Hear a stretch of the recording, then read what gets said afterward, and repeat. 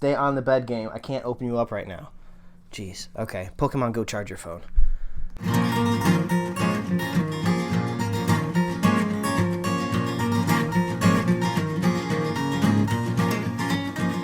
A modern podcast where Chris and Mike talk about TV, movies, superheroes, and everything in between. It's time for Superhero Slate. Hello, everyone, and welcome to Superhero Slate, the show where we run down the latest superhero entertainment news. We love TV, movies, and superheroes, so let's talk it all out. My name is Chris Dillard. And my name is Mike Royer. And this week, Ghostbusters was released. Spooky. Ew. X-Men are coming to TV after all. There's a Star Wars celebration somewhere. And more. And more. And we are kind of like picking up from a little bit of a cliffhanger. I think the last time people were listening to the show, it was literally we were down to hours before you were getting married. So fill everybody in. Did you go through with the wedding? Did the bride run off? Did you run off? Did we just all get too distracted playing Pokemon and nothing happened? Well, that wasn't the last one's probably the closest one. We everything went fine. You were there. Everything was cool. Your wife was there. She didn't run off. My wife didn't run off. Everything happened. So that so it went through, and we were all worried that some rare Pokemon would appear while she was walking down the aisle, and we wouldn't know how to react. So if anyone could get the game working on that first weekend, I can safely say that the game is 90% functional for me now. So that's good. That's a good start. Mike had a lot of problems. Everyone else usually didn't. It was just you for some reason that had issues. You're like a negative hole for technology. Like hole. But the biggest everything, yeah. No, the biggest problem I'm running into now is every time I throw that Pokeball, like sometimes it'll just like freeze while I'm trying to catch like a super high level guy, and I'm just like, no. So they gotta fix that. You might learn some tips and tricks in this episode, folks, for Pokemon Go, because there is a way around that, Mike. Oh, well, I can't wait to hear it. Wait 5 seconds after you tap on the Pokemon, then throw the Pokeball. Okay. It's in the animation, they said, and it's like a little loading issue. So if you wait 5 seconds, throw it, and if it jumps out, wait 5 seconds again before you throw it. This worked every time for me. Okay, I will do. I will be patient when I'm trying to catch my Pokemon. Just got to get more Pokeballs. Yes. I learned a lot of these tips and tricks while I was down at Disney World for the honeymoon. Oh, segue in for your honeymoon. Yes, I have very little knowledge of what you did during Disney World because you were busy. So with your wife, so it makes sense that you weren't texting every day to let us know what was going on. So how was Disney World? You were there for quite a long time. Yes, we got there Sunday, got back yesterday. So 5 days, 4 parks. Definitely a lot of things haven't changed in 20 years since I was there, but a lot of things have. I tell you what, I did almost 14 miles a day walking there, so I definitely got my steps in. Man, for those interested, hatching those eggs. Hatching Pokemon eggs. So we did play a lot of Pokemon. Thankfully, we had a battery charger pack that you can plug your little cords into. Smart. And that saved us a lot. But I mean, the things, I don't like roller coasters, first and foremost. Heights and me don't get along, but I did do on Monday the Hollywood Studios Tower of Terror. There are photos of me very, very panicked and very in the back, braced for this ride. Because when it goes up, it opens the doors and you can see across almost all of Florida, and you're man. What have I got myself into? And then it just drops you at 40 miles an hour. I find that really funny that you don't like roller coasters, but I think you went on the one ride that even people that do love roller coasters wouldn't go on. Like I'm a fan of roller coasters. I think they're fun, but I can't stand those drop rides. They're just too terrifying. So you picked like the worst thing you could have done. It definitely did. So we had a vacation planner, like get all our fast passes like 6 months in advance. So because a lot of the day of, you can't get a lot of those rides, the popular rides. So you would have had to wait like an hour and a half. So we did it just to say we did it, and that was about the extent of my thrill seeking for the week. But that Hollywood Studios was definitely by far one of the coolest things because I got to meet Darth Maul in like a private meet and greet. Not Darth Maul, Kylo Ren. I'm sorry. You can build your own lightsabers. They have the Star Tours ride. They have the Muppet Theater. Indiana Jones. Like they do this thing where like they pretend they're filming Indiana Jones and show you all the stunts. I definitely enjoyed it. It was definitely an interesting experience, to say the least. That's awesome. What about have they built any Marvel stuff down there yet? I'm not too sure if they've gotten around to that. They can't because of the Universal Studios, and I think they're just going to let Universal handle the Marvel stuff, because that was the hardest thing. One of the hardest things to find was good Marvel stuff in that park. Even like, the gift stores and stuff hardly had anything. I ended up buying one Marvel shirt, and it was actually from the Universal Studios gift shop in the airport. So you're just gonna have to come out here to Disneyland, because I think we're getting all that Marvel stuff. You definitely are. But I built my own lightsaber. That was fun. A double bladed one. So it was purple and green. So a lot of Star Wars stuff. Loved it. They're building Toy Story Land and Star Wars Land in Hollywood Studios. So that's where all that was going down. The rest of the week, Magical Kingdom's okay. They have Tomorrowland. The movie sucked and the park's kind of dated, but there's a thing called the People Mover, and it goes slow enough you can get your Pokemon steps and catch Pokemon. So we went on that a couple times. See where this is all going back to. Yeah. Animal Kingdom's okay. You can get that done half a day. We got soaked on one of the water rides there, so. That was lesson learned: wear swim trunks if you go on a water ride. Don't wear regular clothes. And Epcot was pretty cool. But yeah, I don't know. There was stuff I thought I was gonna talk about. Oh, Disney has mastered 3 things I've noticed. They can shoot water up in the air and project whole movies on this water while it's up in the air. They're great at this. They're great at making you smell things, feel things, like spritzing you with water. It's like spraying you with scents, making like seats move around. So it's like, I don't wish. These are great experiences to go on, and I'm glad I got to do them. But like making fireworks go off in time with music is also a very specialty they have there, and projecting not just on the water but on the whole buildings. So like the Tree of Life thing there that they have there in Animal Kingdom, they projected like a whole story onto that tree. Oh, that's awesome. And that's definitely one of the cooler experiences. It's short, but like it's definitely technology you don't see anywhere else. Yeah, I think the thing I appreciate most about the Disney park out here, Disneyland, is just the attention to detail. Like, yeah, you can go to like a Six Flags, or you can go to like a thrill park or a theme park and stuff, but it's just like, it seems like they're putting basically all of their dollar bills just strictly into the ride. But one thing I do like about Disney is just like every corner is like polished, like you'll find like these little nooks and crannies that most parks just wouldn't even bother. They're just like, oh, no one's even going to see that in a day. But like Disney will do that. So I like the little touches that Disney does at a park. It kind of it makes it like really exciting when you go visit it. Yeah, definitely. No stone is left unturned, and everything. Yes, that's a good way to put it. Great, and like even waiting in line isn't horrible because it's not just a line. You're in an experience on the way to the ride. Yes, very true. So yeah, Disney was great. I'm glad to be home. Glad to get some rest in, and they feed you so well there. But get a photo pass or a memory maker, which lets you get all your pictures taken with professional photographers there for like the whole time you're there. Get one of those. Don't hand people your phones. Just pay the price and pay for convenience. You can download them all when you're done, and also get a meal plan because food's expensive.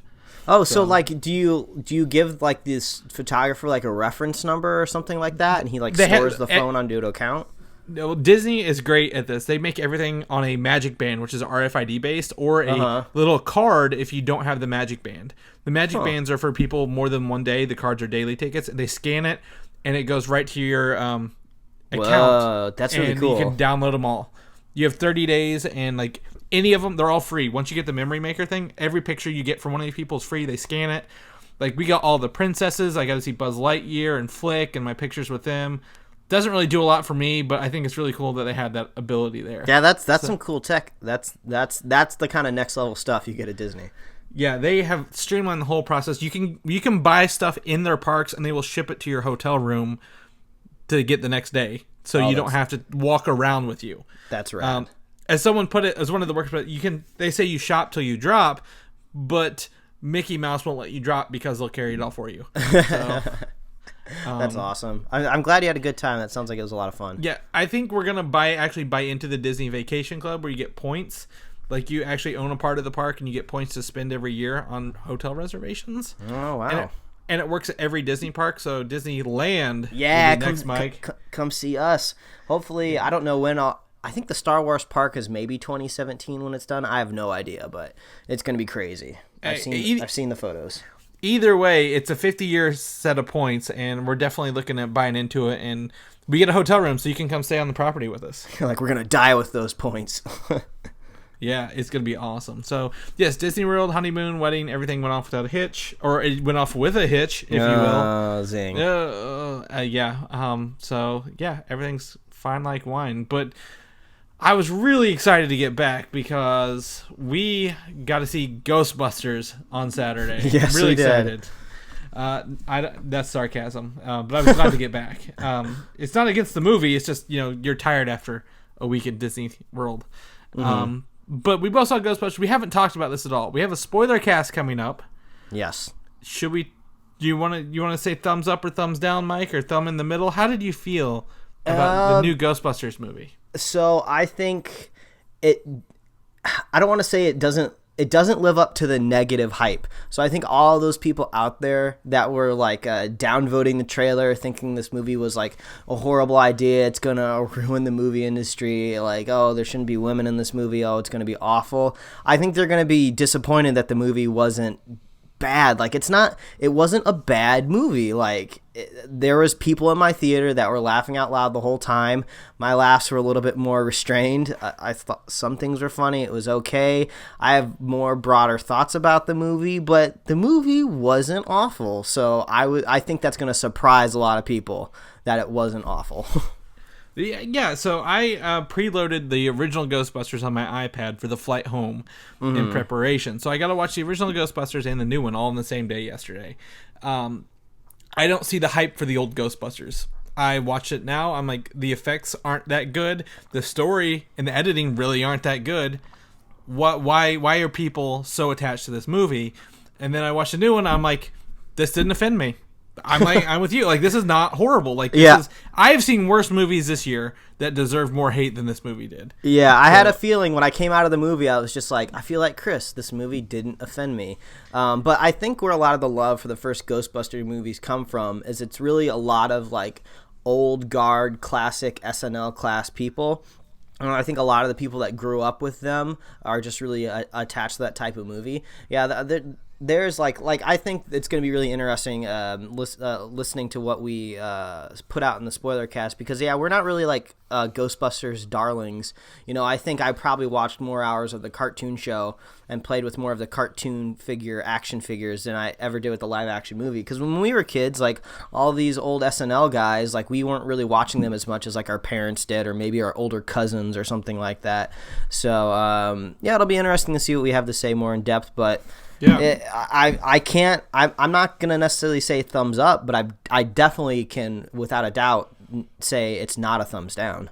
Yeah, it's not a horrible movie. You're not gonna be mad at it. It doesn't. I don't see any relation to the original. That it doesn't affect it at all. The original still stands. If you like it, this one will stand on its own if you choose to like it or not. So whether you see it or not because you think it offends the original one, it doesn't. So I guess that's it.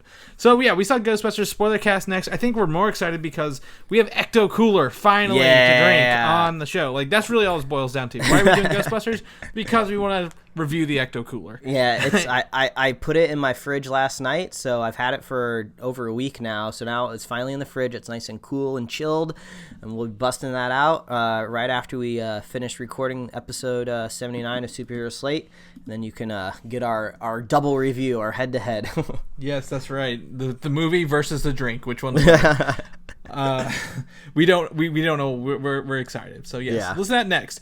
Now we'll talk just a little bit. We talked about this earlier. Pokemon Go is something that came out last week. We talked a little bit, I guess, on the old show, but it came out during our kind of our bachelor party for myself. And this week, after a week with it, Mike, do you have any experiences you want to share real quick? Because I know it's taken all of the news by storm.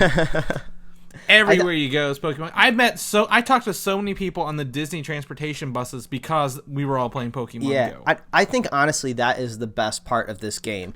Yeah, I've seen some people like dig into the mechanics of the game, and some people might have critiques on, oh, is this really a game? Is it even fun? What's the point here to playing this game? All that's kind of like, you don't need to worry about that. I just love the experiences that you get from this game. My office is on on a smaller scale community college campus, so there's plenty of students there, but it's not this huge, wide, overarching campus. It's very compact in the heart of Santa Monica.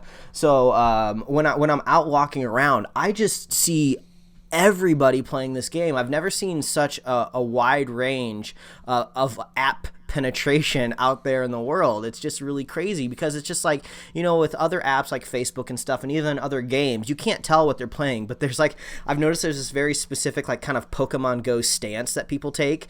There's a more obvious one if you have the augmented reality turned on, where people are just kind of holding up the phone and you see them swiping their fingers. Oh, yeah. Oh yeah, he's trying to catch a Pokemon right now. But then I feel like once you get a little bit more seasoned, you turn the augmented reality off because you're just trying to save on that battery and you're just grinding at that point in time. So then the stance is a little bit more subdued. You got the phone a little bit more down towards the torso, but you're still kind of doing the swiping motion. Some people maybe use their thumb instead of the finger. They're getting that curvature on the ball throwing it. Yeah, I taught Mike how to do the ball curve. It's one of my favorite moves. But yeah, it's just really cool to see everybody having these unique experiences. I saw a crazy video the other day online of, I guess, I don't know if the game is programming events yet or if there's just some sort of algorithm controlling this, but I guess there was some sort of Vaporeon stampede somewhere. Yeah, in some park, and a bunch of kids were just like waves of kids running across the street to catch them. I'm not really sure what was going on there. So what happens is if there's the random chance that a rare Pokemon in the wild shows up, because Vaporeons you normally evolve. So yeah, seeing one in the wild is rare. So you try to catch it, and get examples, Scythers and Pincers in our area. But once you catch it, there's a certain number of minutes it lingers before it disappears after the first person catches it. So you have to get there quickly, and hopefully it doesn't disappear by the time you get there, and your app doesn't crash and freeze and all that fun stuff. Yeah. So that's cool. For me, I haven't been to my comic book store in about 2 weeks, but they actually have vinyl stickers for the teams already. Oh, nice. So they have their this is going all out. People are in shirts everywhere. There's events. The Louisville Slugger Museum has free lures going all day to capture Pokemon. So go to places. It's just crazy what is done in a week and a half, and where is this going to go in the future? Is it when's it going to fad? What's the next update? I'm really excited. We had a good time with it down here. You left, I think, after the podcast, but we went for a 2-hour walk around downtown New Albany with some guys trying to catch my brother and other groomsmen. So we had a good time with that. Yeah, I think my favorite moment so far was I was walking down the sidewalk and I was like, oh, a Pikachu. This is the first Pikachu I saw, so I caught it real quick and I was like, oh, that's cool, that's awesome. And then partway down the sidewalk, I hear a girl on a bench going, God damn it, Pikachu. So it's just hilarious, that just a total stranger that is playing the game is interacting kind of with the same character at the same time. And of course that chick couldn't catch it, so bam, suck it, I got that Pikachu. Wow. No, that's right. You should probably catch that Pikachu. So we like Pokemon Go, but that's really not the reason this is in the news here. Legendary Studios is circling a live-action Pokemon film due to the renewed interest in Pokemon because of the app. Wow, I don't know exactly how I feel about that. I don't know. I've always in my entire existence, adult life, I've only ever seen a cartoon rendered Pokemon. I've never seen any sort of highly realized version of them. So I feel like they would kind of have to do that with live action. Yeah, I don't know what they look like. I don't want them to look too overly realistic, but we don't also need Mary Poppins style cartoons interacting with human people in this day and age. I don't know. I don't know where it sits. I don't know. I remember watching the original cartoon movies in theaters when I was a child. I still play Pokemon. This isn't new for me. I'm not a rejuvenated person because of Go. I have cards. We got cards at our bachelor party. But this is nothing new for me. But I remember watching the cartoons growing up, and that's cool. But a live action, I think this is going to go the way of Dragon Ball live action film. Yeah, it's a great idea on paper, but the realization to get there will just crash and burn. I think they would do better with a computer animated type of movie, and I think they should maybe try to find a way to maybe move away from characters like Ash Ketchum and stuff like that. Just make like a brand new character set in like just a totally new area. I don't want to be the white guy that says take this Japanese property and American it up a little bit. But it just seems like, oh, if you're trying to bring it to the States, maybe bring like a fresh character into it, just like everybody else is gonna be fresh into the movie. Because for this movie to succeed, you're gonna have to get a lot of people on it that aren't familiar with Pokemon. So maybe center it around a character that kind of isn't sure what Pokemon is either. Like I don't know. Maybe I feel like there's got to be a creative way to do it. There's got to be something new and unique, because there's tons of Pokemon movies out there already. I like the first movie that came out was animated. It was a big hit in the States. Starred Ash Ketchum, all around Mewtwo and stuff like that. I thought the movie was fun when I saw it when I was a kid. So there's plenty of Pokemon movies out there already that are like 90 plus minutes. You can go binge on them and have everything you want. But I think feel like 16 or 17. So yeah, there's a few. So if you want to go big in like a different type of market, you're gonna have to find a new angle with it. And there's so much Pokemon lore out there already. I don't think you can expect a lot of people to understand it. I think Ash and Misty and Brock are the only Pokemon people in the universe that I can even name. There's so many different trainers now.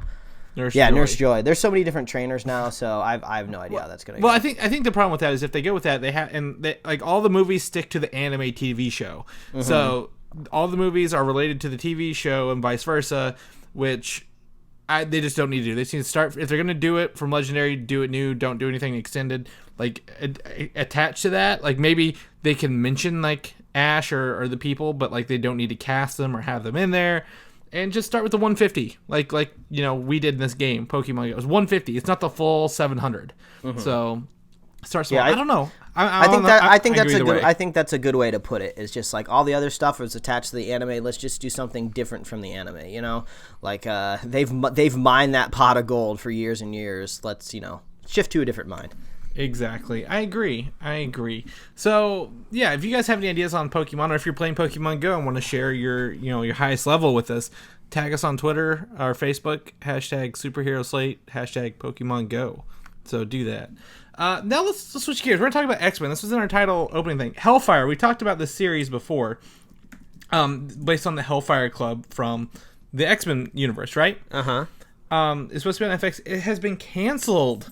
Mm-hmm. They are not moving forward with Hellfire to make room for a new series. Yeah, I mean, I'm not going to say I'm surprised. I mean, when we were talking about the other companion show, what was that one called? Legion is currently right. ordered a series. Yeah, I knew it started with an L. I was trying to say Legendary, but I was getting confused with the Pokemon news we were just talking about. But yeah, it's all right. But we had heard news about that. We hadn't heard a lick anything about Hellfire, so I was like, it seems like they're kind of waiting on this one to see if it's really something they want to do. A couple of months ago, the Hellfire showrunners left to do a different show, and that's kind of when we're like, what's really going to happen here?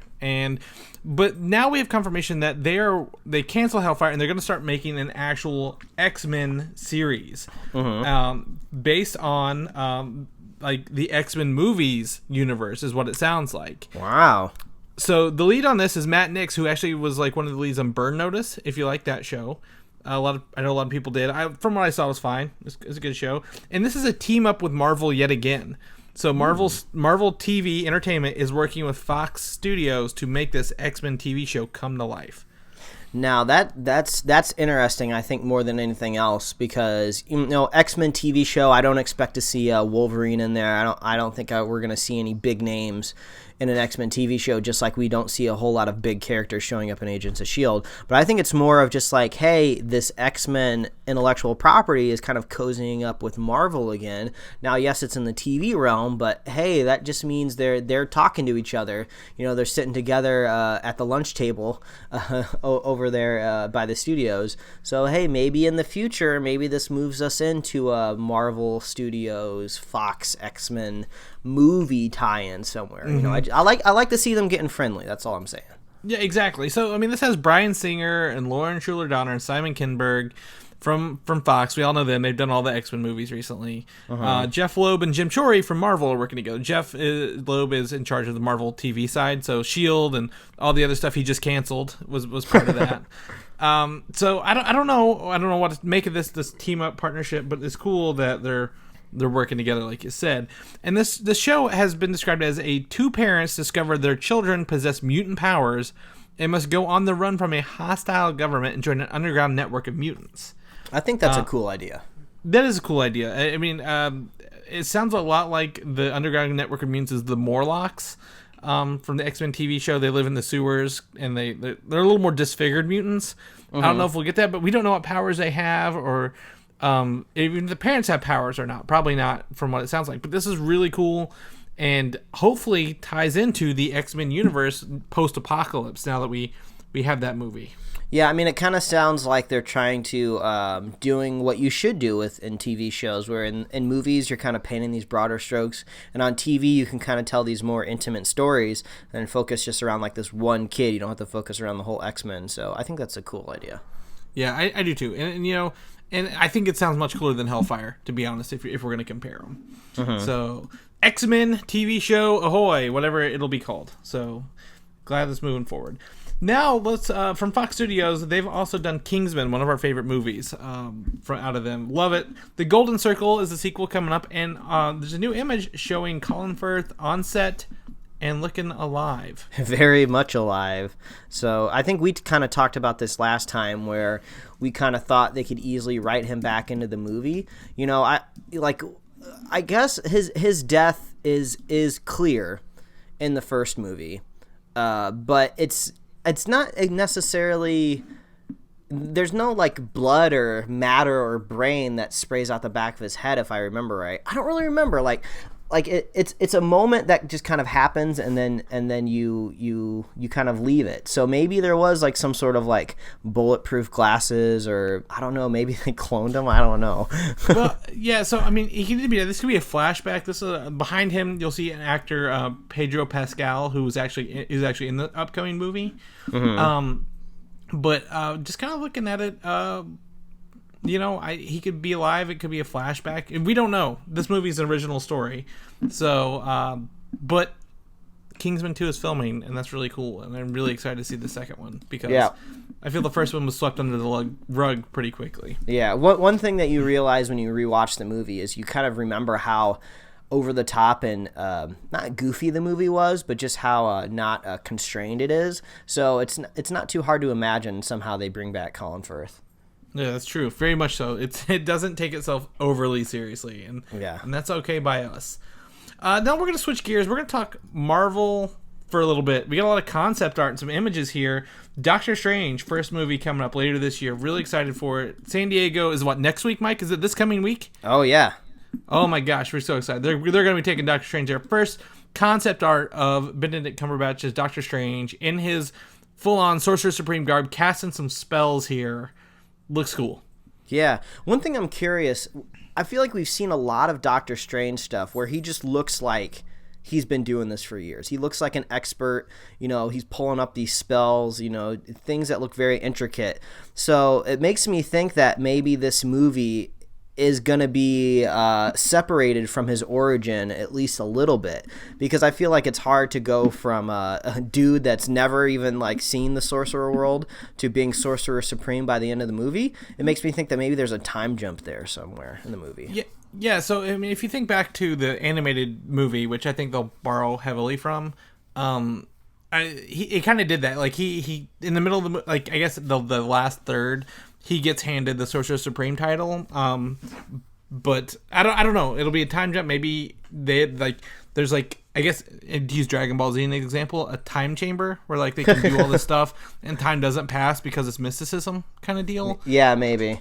We don't know. But you're right. He does look like he's a full-fledged like warrior by the end of it. So we'll definitely have to check that out. I'm excited to see what comes out of San Diego Comic-Con this year. I'll be following that pretty closely this week. So if Mike, you hear anything, you let us know too. Will do. That means next week's our biggest episode of the year. So be prepared, people. That brings us to Guardians of the Galaxy Volume 2, also being taken to San Diego Comic-Con this weekend. New concept art from the film shows off our 5 Guardians plus 2 returning quote-unquote anti-heroes / villains and a new Guardian. This concept art shared by James Gunn shows, Drax, Star-Lord, Rocket, Gamora, Baby Groot, itty-bitty Baby Groot there.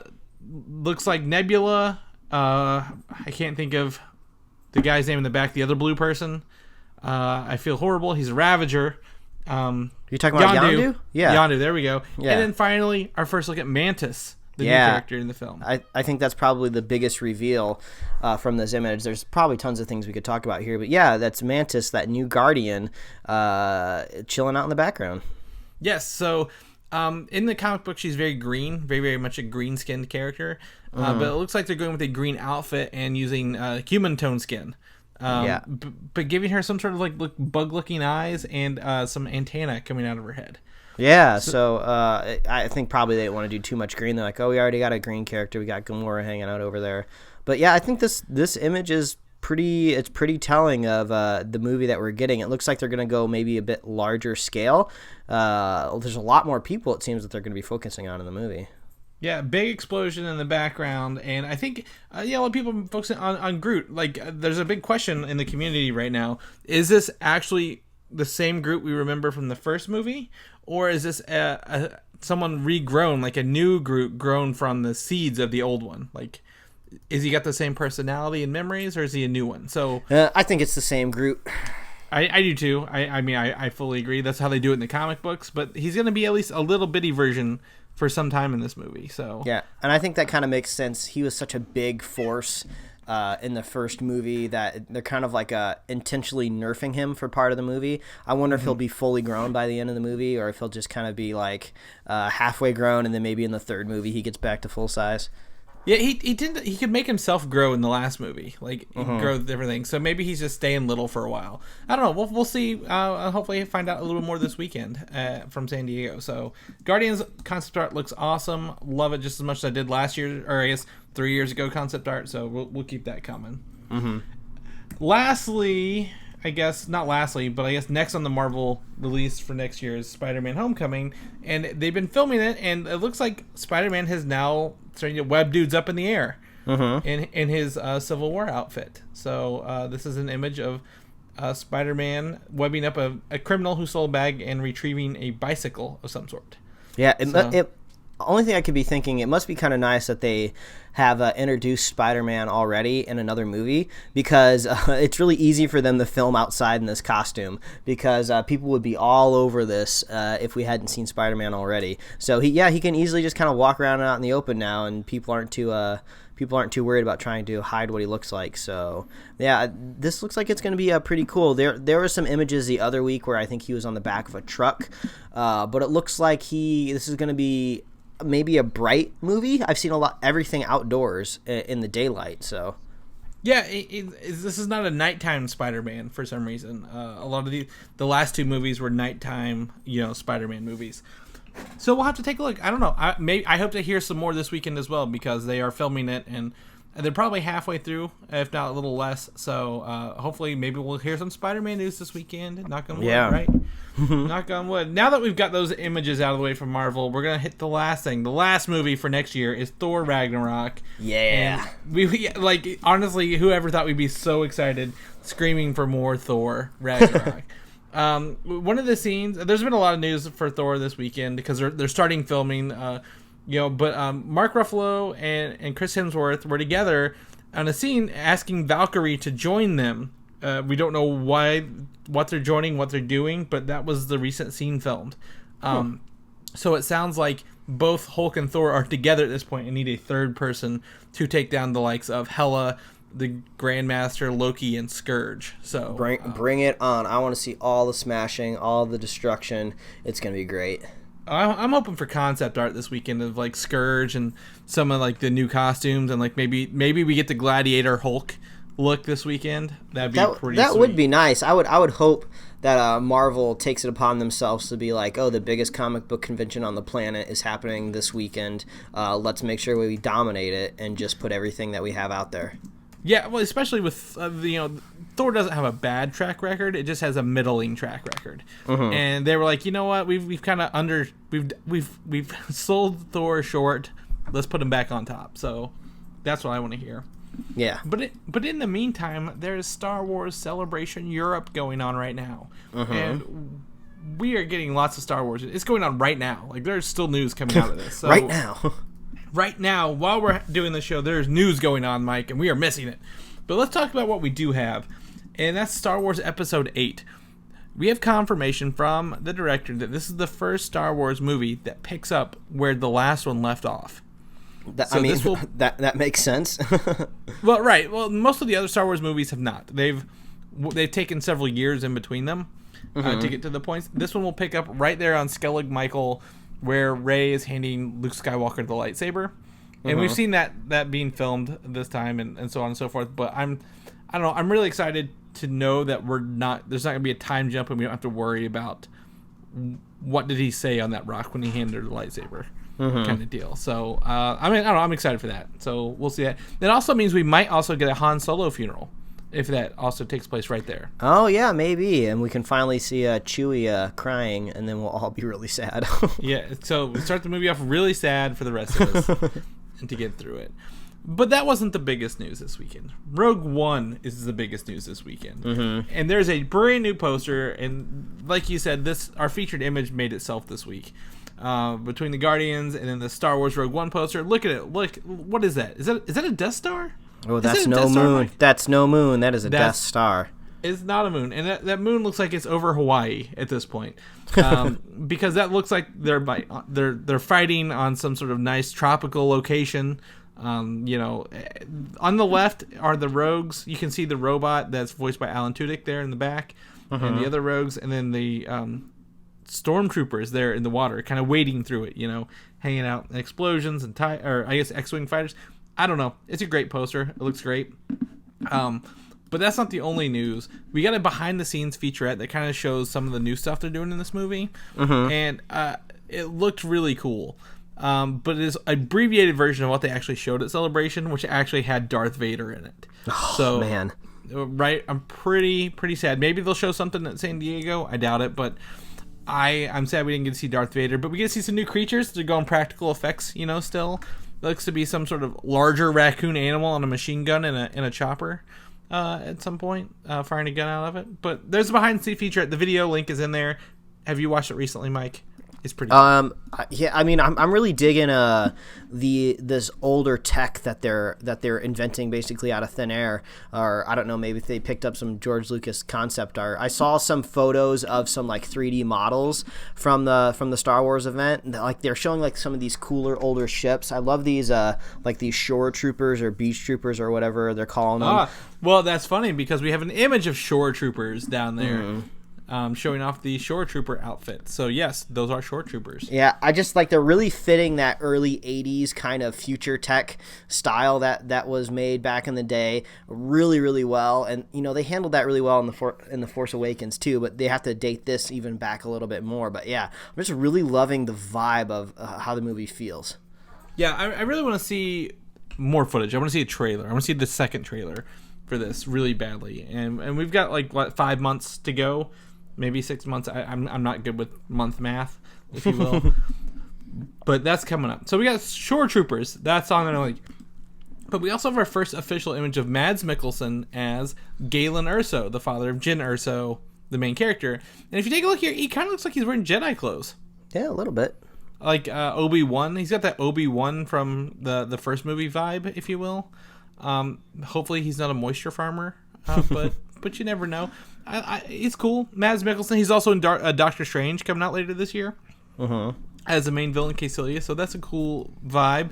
And then lastly, the confirmation that the planet that they find some of these rebels on, the rogues, is Jeddah, Jedah, and that's the spiritual Mecca for Jedi, if you will. Oh, that's cool. Like, I think we talked about when we thought what we'd like to see in the next Star Wars movie, not the anthology film, so episode 8 would be, we thought it would be cool if they kind of went and planet hopping, maybe as they were teaching Rey how to be a Jedi. And I thought it would be a cool idea if they kind of went to like a Jedi temple, a home world, found some like lightsaber crystals or what have you. So maybe they're kind of soft introducing us to this planet. Unless it gets blown up by the Death Star, I don't know. Well, I mean, I find it interesting that for a movie without any Jedi, that they would focus on the Jedi planet. So I don't know. Maybe we'll meet a Jedi somewhere in there. I don't know, but I thought that was a cool bit of news for Rogue One, which is coming out this November or December, and we definitely need more Star Wars. After I bought all these lightsabers and Star Wars stuff this weekend, I need more Star Wars in my life. Yeah. Which moves to the Han Solo film. Confirmation that Eldon Ehrenreich is Han Solo. For those who recently watched Hail Caesar. Hey, I watched that. You did. We talked about he's the cowboy guy in that movie. Yeah, he was the best part of the movie. He is by far the best part. Yeah. And I think he's gonna knock it out of the park as Han Solo. Yeah. I guess we finally got it confirmed. We got it out there. So. Yeah, I mean, for those who are big, Harrison Ford and Han Solo fans out there, super fan Jim, we're looking at you. Let us know what you think. I think it'd be fine. I think Hail Caesar is not a good movie by any means. It doesn't go anywhere. It's like a car that's stuck and just spinning its wheels in the same place. But you're right. He was the best part of the movie, and he's the most enjoyable part to watch. And I think he just fit right into that. So looking forward to that. Have you watched any Star Wars Rebels TV show, Mike? I can't say that I have. So I was watching an episode while I was doing laundry this morning, and it's the first season's 12 episodes. It's kind of more for kids, but 2 I hear is great, and 3 is adding someone that we thought was long gone from the Star Wars universe. Grand Admiral Thrawn will be a part of Star Wars Rebels season 3. Are you familiar with Grand Admiral Thrawn, Mike? Was he was he in the first Star Wars movie? He was in no movies. He was in a series of books that took place post Return of the Jedi in the expanded universe. I'm thinking of a different guy then, yeah. Okay, that's fine. So he's blue, and it was like he had 3 books that people cherish as the best books of the expanded universe. When Disney bought Lucasfilm, they got rid of the expanded universe so they could make their own movies going forward and not have to stick to that canon. So that kind of wiped out Grand Admiral Thrawn, which is like one of the people herald him as one of the best Star Wars expanded universe characters. But he will be returning in Star Wars Rebels season 3, and I know a lot of Star Wars fans will be ecstatic to find that out. That also includes Darth Vader and Darth Maul and Ahsoka, if you're familiar with the Clone Wars, being all in season 3. It sounds like the show's getting better, and there's a time jump as well. So the main character, Ezra, is no longer a kid, so I'm definitely excited to see what he does as like more of a teenager, a young adult kind of thing as he learns to be a Jedi or dark side. I don't know. You're right. This guy is just straight up. He's just blue. Blue with red eyes. That's about all you need to. He just looks like a normal guy with blue skin and red eyes. Yes. Fun fact: Grand Admiral Thrawn will be voiced by Lars Mikkelsen, the brother of Mads Mikkelsen, who is Galen Erso in Rogue One. So, man, you just gotta get on that Star Wars Disney paycheck, and then it just feeds your whole family. It does. The whole thing. Once one's in, he's there. Lars Mikkelsen was also in the Sherlock with season 3. He was the main villain in season 3 with Benedict Cumberbatch, who was also who's starring next to Mads Mikkelsen and Doctor Strange. This is crazy. It's all one great big circle. As Disney told me this week, Mike, it's a small world after all. So, all right. Star Trek's Star Wars, isn't that Star Wars? Star Trek? Is that Nope, it's different. Oh, I'm losing fans. We're losing fans. I'm sorry. Star Trek 4, according to J.J. Abrams, has its script done already. Okay. Cool. Okay. Yeah. I guess they're making a 4th one. Technically, it's like 13 or so by now, but whatever. Chris Hemsworth will actually be a huge part of it and interact with Chris Pine. Okay. Chris Hemsworth was his dad in the first one. Are they gonna somehow bring him back to life? Or are they gonna do this like kind of like Superman, a Superman in his father style, where he's like stuck in a hologram? Like what? Like his ship blew up. I mean, did he somehow escape? I don't know. They didn't say. That's why everyone's like, what? How does this working? But in the first Star Trek, they did introduce time travel. So time travel is not out the door for Star Trek movies. Yeah, I guess that's true. He could also be time traveling forward. They could be time traveling backwards. I don't know. We don't know. But after seeing Ghostbusters and Thor, Chris Hemsworth is definitely... More of him is not a bad thing. That's true. More of Chris Hemsworth is not a bad thing. So there's your Star Trek news for the week, folks. I believe Star Trek 3 comes out this week as well, Mike. It's very hard to keep up with all this. July is the busiest month for sure. So I don't know what we're going to do for that, but I'm definitely going to watch it. So we'll see how that comes along, guys. So Star Trek Beyond this week. Go see it if you want to.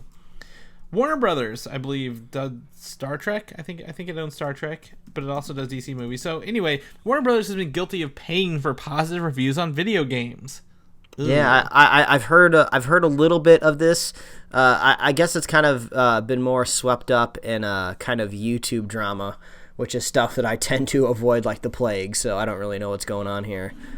So back when Lord of the Rings Middle Earth Shadow of Mordor game came out, they paid YouTube celebrities to talk highly of the games, but not say they were reviews or paid for. Mm-hmm. So they were reviewing the games positively, but not saying that they were paid reviews. Kind of like, when you get like do an ad and someone's like, "This is great," and that says this is not an actual, testimonial kind of deal. They weren't labeling them properly, so that was a big deal. Shadow of Mordor is an okay game. It's not bad. It got good reviews anyway without it. So, but that kind of brings into the Batman Arkham games. They're re-releasing the Arkham Asylum and Arkham City games for the new consoles.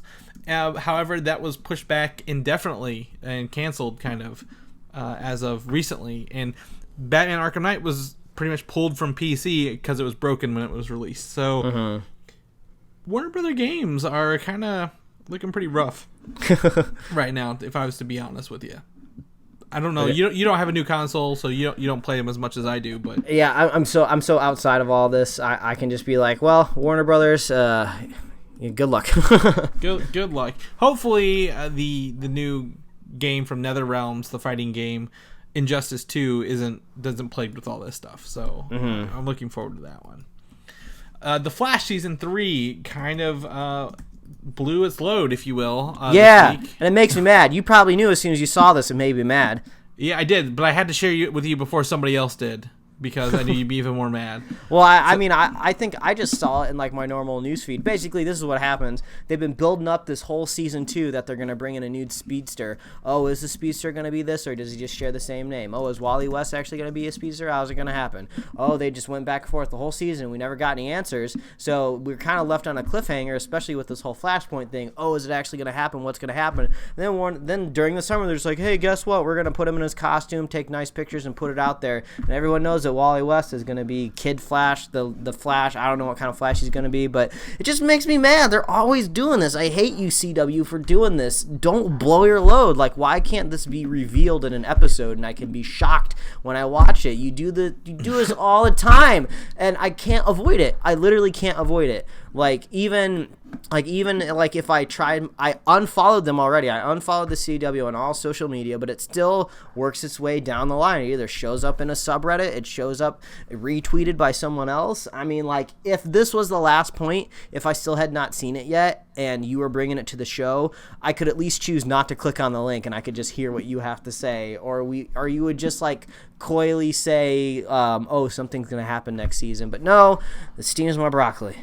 Yes, there we go. So I can see why they did this, because as soon as these came out, they started filming outside with these costumes. So CW actually gave us good looks at the costumes before we got on-set photos of the costumes, which I just added to our notes as we were talking. So Mike didn't know that there was another set photo. So yes, Wally West is in looks like Reverse Flash costume. It's yellow and red. Yeah, it looks like it's probably going to be adapted from season 1. Yeah, we don't know, because this is Flashpoint universe. We don't know what's happened, how he's got his powers. But there's one where he looks like he's running, and then one where he's just standing still. So if you want to get a look at that Wally West costume, there you go. But however, the on-set photos, now that they're filming outside, show Wally West, and that costume looks really awful on set, actually. Next to a very, I guess, molten lava looking, Flash. like kind of dude. I guess some people are saying like maybe the Black Racer. I mean, it just sounds like there's if you're familiar with the Flash universe, there's just a limitless number of Flashes and Speedsters. So it seems like that they just kind of spin a wheel and point their finger at a Speedster and be like, all right, you're in this season. Yeah, what costume looks cool, and we spin the wheel on what your name's going to be. To me, it just looks interesting. Like, I hope they kind of, we had the, last season, the black costume already, so hopefully they can do something different with this black costume that makes it look visually different and really cool. Yeah, I mean, they got really lucky that portraying super speed on a TV budget is very, very easy because they can just bring in speedsters left and right. Yeah, they can, and they were able to keep the secret of who actually was the Zoom last year very well.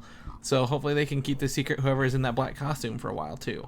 Yeah. So I don't know. There's stuff. There's stuff. Mike's broccoli steamed, but I like the Flash. I'm looking forward to it. Hopefully season 3 can regain some momentum the finale lost on me. So we'll keep our fingers crossed.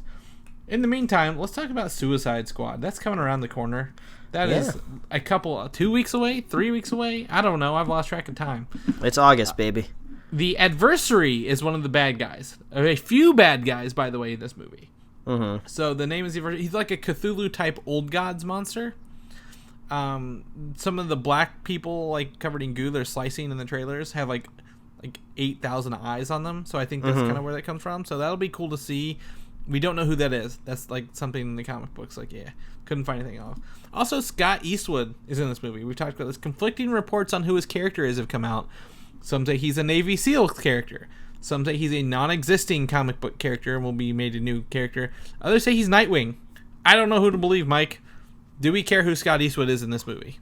I don't know. I mean, like, Scott Eastwood was I feel like he's been circling some sort of giant role here for a while now, whether it was in Marvel or DC. So I feel like he's got to land on something big soon.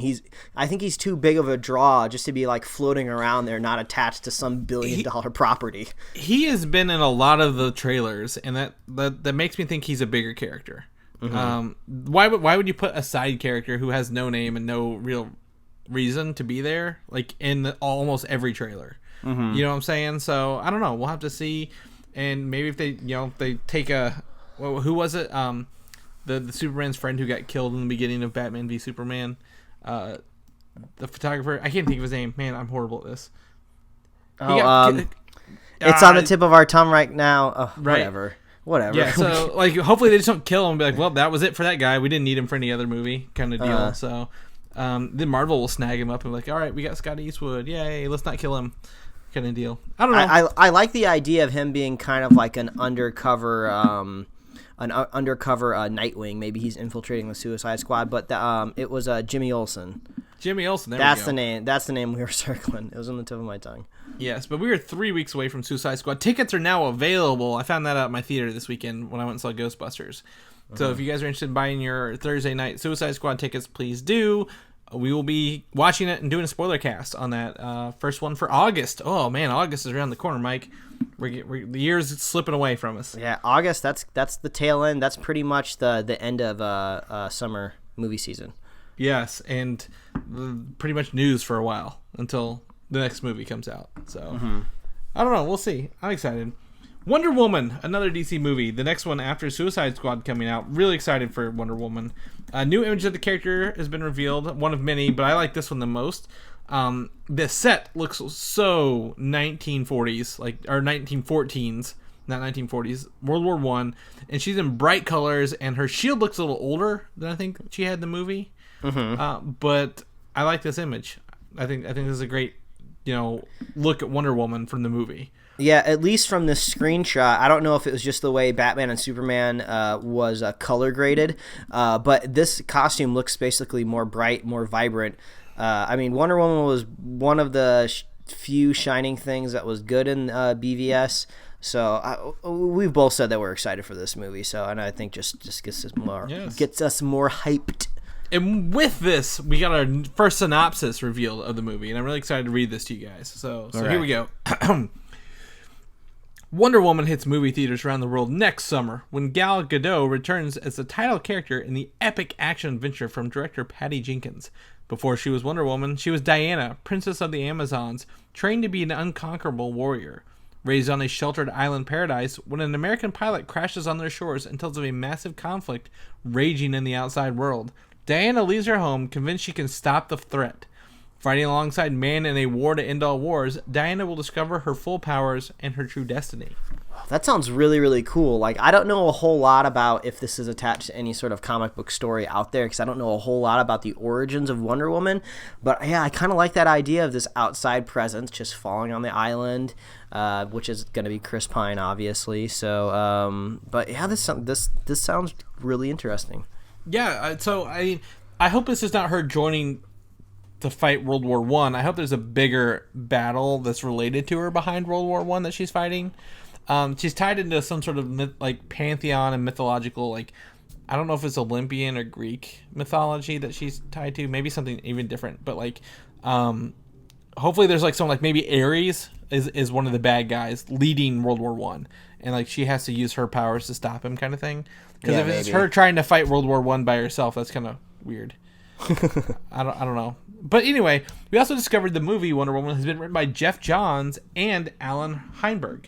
Okay. So Jeph Johns is now kind of the I guess the head of the DC Cinematic Universe. He's taken the Kevin Feige role. Mm-hmm. And Alan Heinberg actually wrote Young Avengers comics and has a history of comics. So now we kind of know who's the brains behind this movie. So we'll see how it kind of turns out.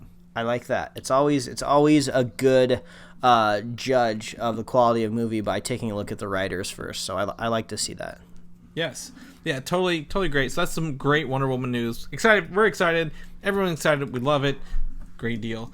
Now we're going to move on to two movies that I don't think they're related, but they're trying to start new franchises with these suckers over here. First up is the Mummy reboot, and we get our first look at Sofia Boutella from Kingsmen and Star Trek Beyond as the Mummy. Yeah, I was kind of looking at this, and I'm trying to figure out, are those marks on her face CG tracking marks, or are those supposed to be tattooed? I don't think this doesn't look that good to me. So from these behind the scenes sets photos, I believe they are actually hieroglyphic markings. Maybe because they run down her legs, and those aren't real dots on her legs. They have shapes to them. It looks like, but it could be. I mean, hopefully it looks a little better. Maybe she has some better looks. I don't know. The first Mummy's okay. I like the first Mummy movie with Brendan Fraser. Those are cool. What they do with this one, I don't know. But there is some synopsis for this film. But in the scene that they're filming, she was actually taking control of a whole crowd of people. And she has a mysterious sword that we can't see in the shot. So definitely a lot more different things here. But let's read the synopsis here. Though safely entombed in a crypt deep beneath the unforgiving desert, an ancient queen whose destiny was unjustly taken from her is awakened in our current day, bringing with her malevolence grown over millennia and terrors that defy human comprehension. So I think the biggest thing that I can get out of this, now if we're trying to turn these ancient monsters kind of into a franchise, so they're all going to be interconnected, I think the biggest thing you can take away from this is current day. So one thing I actually really liked about the Brendan Fraser Mummy movies is they were kind of a period piece. So it was kind of you had these old ancient six-shooters and stuff like that trying to fight the Mummy. So I wonder if current day means they're bringing this to 2016, People are going to be taking pictures of the Mummy with their iPhone. Yeah, I definitely agree with you. I think, bringing these things to the current day will add a little different kind of feel to them. And nothing against the original. You're right. They feel great in that World War II era, kind of piece. We got to go get the treasure. The Indiana Jones vibe to them was great. But, her walking through, a main street and people are like, oh, this is just some sort of, magic trick or something like that. And she's, doing a lot more stuff. It's going to be interesting. So, definitely excited to see that. And see where it takes it. And also, we have our first image from Kong, Skull Island, a movie we didn't think we wanted, or I don't even know if we still want it. Yeah, a separate monster movie. A separate monster movie that will tie into Godzilla later on, I'm pretty sure. However, what we can see here is Tom Hiddleston, and I believe that is Brie Larson beside him. Yeah. the stars of this movie, and a huge ass ape-faced skull behind them. Mm-hmm. So King Kong has always been like 20, 30 feet tall. This looks like it's going to be a much different film. Yeah, I think this kind of answers a question that we also had was, King Kong and Godzilla are two very different sizes. Godzilla is much bigger. So when it comes to a movie where they meet each other, does someone get shrunken down? Does someone get shrunken up? So I think it makes sense to make King Kong bigger. I mean, it's going to be obviously a summer blockbuster movie that's eventually going to clash with King Kong. You might as well just make it big and go balls to the wall. Yeah, shrunken up is definitely a new phrase I want to use to say largen things. But yeah, so I just don't think Tom Hiddleston has a big enough gun for what he's about to go up against. So I don't know. I'm going to see more of this. Again, San Diego Comic-Con, our episode next week is going to be through the roof probably. But that is our last bit of news for this week, if you guys want to take a look at that image. So yeah, we threw it down. And I've started to get excited once I scrolled down through the notes and I saw that we were at the end. That just meant I was just moments away from Ecto Cooler. I'm getting excited, man. We are ready for Ecto Cooler. We're ready to talk about Ghostbusters. We're ready for Comic-Con and all the things it's going to bring this week. Like, this is going to be nonstop week for us, and I'm really excited for it. Yeah, so. I mean, they're going to start dropping that Comic-Con news on Monday, like 2-3 days before the convention even starts. So we're going to start getting... That's tomorrow, guys. Yeah, we're less than a day from getting stuff leaked out from the convention. So prepare your little nerd butts. It's going to be exciting. That's right. And we will have it all covered in next week's episode. But if they, want to see what you're doing on the con floor this coming week, Mike, where can they follow you at?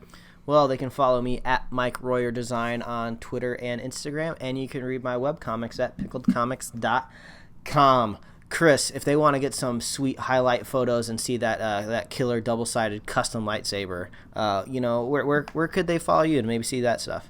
You can find me on Twitter at Valdan, VALDAN. I'll also be posting some Pokemon Go pictures that I find ironic on there.